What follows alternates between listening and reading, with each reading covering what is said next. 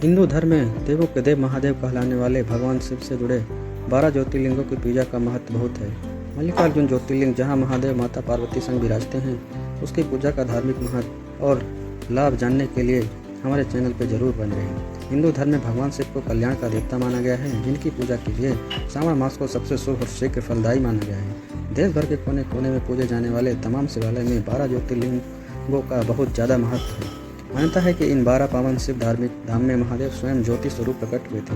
शिव के प्रमुख ज्योतिर्लिंगों में आंध्र प्रदेश में स्थित मल्लिकार्जुन ज्योतिर्लिंग का विशेष महत्व है, क्योंकि यहाँ पर देवों के देव महादेव माता पार्वती संग विराजते हैं। आइए दक्षिण का कैलाश कहे जाने वाले मल्लिकार्जुन ज्योतिर्लिंग से जुड़ी पौराणिक कथा और श्रावण मास में उनकी पूजा से मिलने वाले फल के बारे में जानते हैं।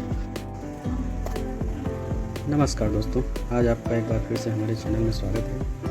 तो आज हम बात करने वाले हैं भगवान शंकर के एक और ज्योतिर्लिंग की, मल्लिकार्जुन ज्योतिर्लिंग। इसमें हम आपके मंदिर के दर्शन और यात्रा की जानकारियाँ देंगे। मल्लिकार्जुन ज्योतिर्लिंग भारत के आंध्र प्रदेश राज्य के दक्षिणी भाग में श्री सैलम पर्वत पर कृष्णा नदी के तट पर स्थित है। आंध्र प्रदेश के इस दर्शनीय मंदिर को दक्षिण के कैलाश के नाम से भी जाना जाता है और यह भगवान शिव के प्रमुख तीर्थ स्थलों में से एक है। मल्लिकार्जुन ज्योतिर्लिंग भारत के प्रमुख देवता माता पार्वती और भगवान शिव हैं। यह स्थान भगवान शिव के 12 ज्योतिर्लिंगों में से एक है। यह मंदिर हिंदू धर्म और संस्कृति के लिए बहुत महत्वपूर्ण है। श्री सैलम मल्लिकार्जुन दर्शन के लिए दूर दूर से पर्यटक यहाँ आते हैं और मंदिर के आराध्य देव के दर्शन कर अपने आप को धन्य समझते हैं। यदि आप इस पावन धाम और इसके पर्यटक स्थलों के बारे में और अधिक जानना चाहते हैं, तो ये जानकारी आज हम आपको उपलब्ध कराएंगे हमारे चैनल के माध्यम से। तो सबसे पहले हम जानते हैं कि मल्लिकार्जुन ज्योतिर्लिंग का इतिहास क्या है। मल्लिकार्जुन ज्योतिर्लिंग का इतिहास सातवाहन राजवंश के शिलालेख इस बात का प्रमाण है कि यह मंदिर को दूसरी शताब्दी से आशिष्ट में जोड़ता है। मंदिर के अधिकांश आधुनिक जोड़ विजयनगर साम्राज्य के राजा हरिहर प्रथम काल से मिलते हैं। मल्लिकार्जुन ज्योतिर्लिंग मंदिर परिसर में 2 हेक्टर और 4 गेटवे टावर हैं, जिन्हें गोपुरम कहा जाता है। मल्लिकार्जुन ज्योतिर्लिंग के अंदर कई मंदिर बने हुए हैं, जिनमें मल्लिकार्जुन और भ्रामरंबा सबसे प्रमुख मंदिर है। यहाँ सबसे उल्लेखनीय और देखने लायक विजयनगर काल के दौरान बनाया गया मुख्य मंडप है। मंदिर के केंद्र में कई मंडप स्तंभ हैं और जिसमें नादिकेश्वरा की एक विशाल दर्शनीय मूर्ति है। शिव पुराण के अनुसार मल्लिकार्जुन ज्योतिर्लिंग की कहानी भगवान भोलेनाथ के परिवार से जुड़ी हुई है। माना जाता है कि शंकर भगवान के छोटे पुत्र गणेश जी की कार्तिकेय से पहले शादी करना चाहते थे। इसी बात पर भोलेनाथ और माता पार्वती ने इस समस्या को सुलझाने के लिए दोनों के समक्ष यह शर्त रखी कि जो भी पहले पृथ्वी की परिक्रमा करके लौटेगा, उसका विवाह पहले होगा। यह सुनकर कार्तिकेय ने परिक्रमा शुरू कर दी, लेकिन गणेश जी बुद्धि से तेज थे। उन्होंने माता पार्वती और भगवान शिव की परिक्रमा करके उन्हें पृथ्वी के समान बताया। जब यह समाचार कार्तिकेय को पता चला तो वह रुष्ट होकर क्रांच पर्वत पर चले गए। उन्हें मनाने के सारे प्रयास जब असफल हुए तो देवी पार्वती उन्हें लेने गई, लेकिन वह उन्हें देखकर वहां से पलायन कर गई। इस बात से हताश होकर पार्वती जी वहीं बैठ गई और भगवान भोलेनाथ का ज्योतिर्लिंग के रूप में प्रकट हुए। यह स्थान मल्लिकार्जुन ज्योतिर्लिंग के रूप से दर्शनीय हुआ। शक्तिपीठ का आशय उन स्थानों से है जहाँ देवी सती के अवशेष गिरे थे। पौराणिक कथाओं से पता चलता है कि देवी सती के पिता राजा दक्ष द्वारा भगवान भोलेनाथ का अपमान न सह पाने की वजह से देवी सती ने आत्मदाह कर लिया था। भगवान शिव ने देवी सती के जलते हुए शरीर को उठाकर तांडव किया और इस दौरान उनके शरीर के अंग जहाँ जहाँ गिरे हैं उस स्थान को शक्तिपीठ के रूप में जाना गया है। माना जाता है कि मल्लिकार्जुन ज्योतिर्लिंग में उन्हें ऊपरी होंठ के यहाँ गिरने का परिणाम है। श्री सैलम श्री मल्लिकार्जुन स्वामी मंदिर ये 18 महाशक्तिपीठों में से एक है। मल्लिकार्जुन ज्योतिर्लिंग भारत के आंध्र प्रदेश राज्य में श्री सैलम पर्वत पर स्थित है। हैदराबाद से मल्लिकार्जुन ज्योतिर्लिंग की दूरी लगभग 215 किलोमीटर है। मल्लिकार्जुन ज्योतिर्लिंग श्री सैलम में स्थित है। श्री सैलम में कई दर्शनीय और घूमने वाली जगह स्थित हैं। आप अपनी मल्लिकार्जुन ज्योतिर्लिंग के दौरान श्री सैलम के प्रमुख पर्यटन स्थलों की भी यात्रा कर सकते हैं। अक्का महादेवी गुफाएं तेलंगाना में श्री सैलम से लगभग 10 किलोमीटर की दूरी पर स्थित है। एक दर्शनीय स्थल है। यह प्राचीन पर्यटन स्थल 12 मासी कृष्णा नदी के पास स्थित है। यह अपने प्रवेश द्वार पर बने प्राकृतिक मेहराब के लिए अधिक जानी जाती है। श्रीशैलम शहर में कृष्णा नदी के तट पर स्थित श्री ब्रह्मरंबा मल्लिकार्जुन स्वामी मंदिर यहाँ एक प्रमुख दर्शनीय स्थान है। माना जाता है कि यह ऐतिहासिक मंदिर 6वीं शताब्दी का है। विजयनगर के राजा हरिहर द्वारा इस मंदिर का निर्माण कराया गया था। पाताल गंगा श्रीशैलम का प्रमुख पर्यटन स्थल है।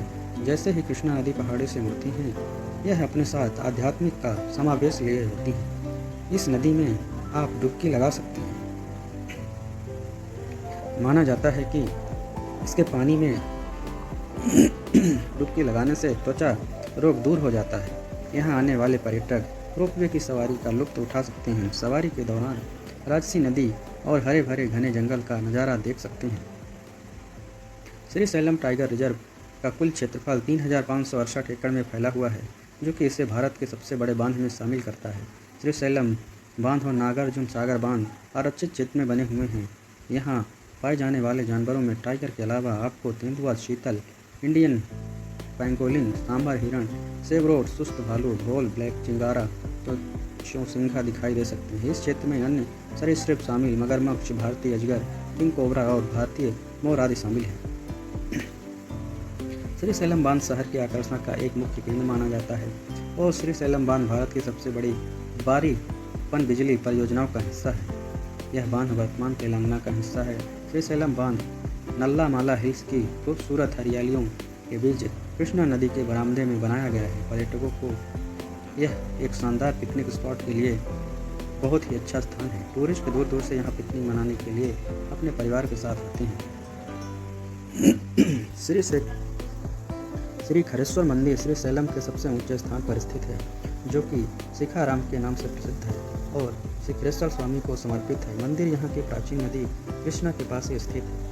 शिखरेश्वर भगवान शिव के एक अन्य रूप को जाना जाता है। यह स्थान खूबसूरत दृश्यों से भरा हुआ है।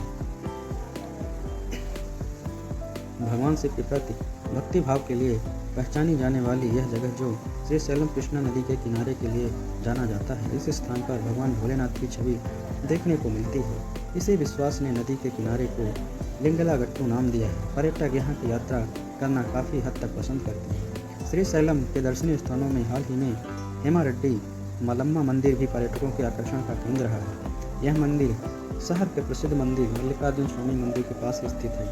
इस दर्शनीय मंदिर में एक आश्रम भी बना हुआ है।